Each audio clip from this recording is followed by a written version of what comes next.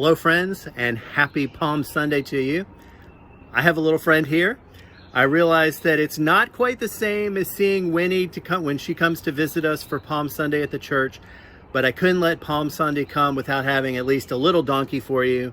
This is a donkey that my wife Sharon made a few years ago, and he's kind of cute. So even though it's not Winnie, I thought maybe we could enjoy her together. I'm gonna set her down though, because she likes to walk around. So it's Palm Sunday. It's the day we remember when Jesus came in a triumphal entry into Jerusalem, and people were praising him and lauding him. They expected him to be some sort of a king who was going to come and overthrow the Romans, and someone that was going to change their life in big ways. And they were right, but they just didn't know the big ways that Jesus was going to change their lives. They had something else in mind. Palm Sunday is also a day that starts a really important week in the life of the church and in the life of Christians. And that's Holy Week. And during Holy Week, we remember the last days that Jesus spent on earth, from when he came into Jerusalem on that donkey to when he died on the cross, to when he's resurrected from the grave at Easter. And it's a really important week. And all throughout this week, we see how God and how Jesus use ordinary things and they turn them into extraordinary and powerful things. So if we think about our friend the donkey on Palm Sunday, donkeys are pretty ordinary. They were used to help grow crops. They were used to help pull things and to move things around. They weren't really things for kings. They weren't kings had chariots, and maybe some kings had people to actually carry them. But a donkey was pretty ordinary. And yet Jesus rides into Jerusalem on a donkey. He's the king. He's the Son of God. He is the Messiah. But he rides in on this very ordinary donkey. And yet, even though it's so ordinary, that donkey on that day carrying Jesus becomes extraordinary.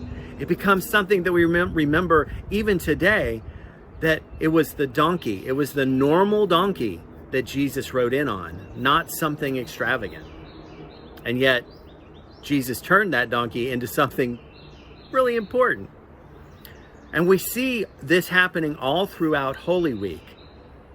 In just a couple of days, we'll remember when Jesus takes something as simple as washing someone's feet when they come into your home, something that was usually done by a servant or a young person, and it wasn't something that kings did. But Jesus takes this ordinary act of washing someone's feet and helping them to be clean, and he turns it into this extraordinary lesson for us about what it means to really serve other people. Something ordinary, washing feet, into something that we still remember today as important, and it still guides how we approach serving other people. And then a little bit later, at the Last Supper, Jesus takes the ordinary bread that they were having with the meal and the ordinary wine that they were having with the meal, and he blesses it and he turns it into the Eucharist. And he takes these ordinary things and he turns them into this extraordinary holy meal that allows for his disciples to join with Jesus every time they eat and every time they remember to eat it together.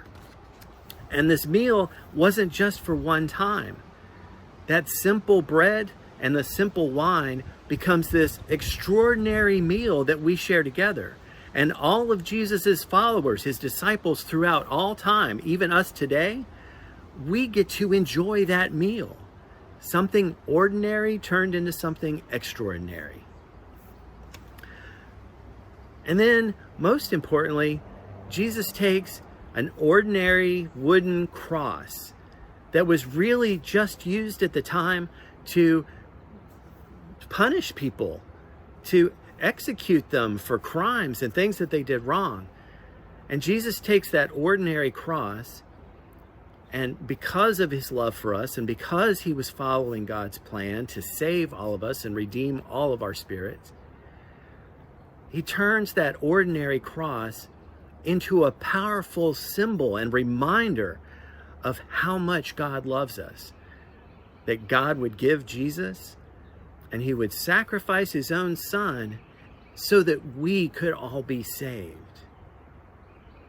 This whole week, we will see Jesus using ordinary things and turning them into something extraordinary.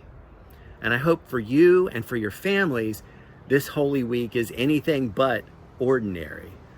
I hope it's an extraordinary week for you, where you get to walk with Jesus and walk with his disciples in those last days, to remember everything that Jesus did in his final days with us on earth, and let them remind you that we too are ordinary people, but God loves us so much that he does extraordinary things for us, and he uses us to do extraordinary things in the world.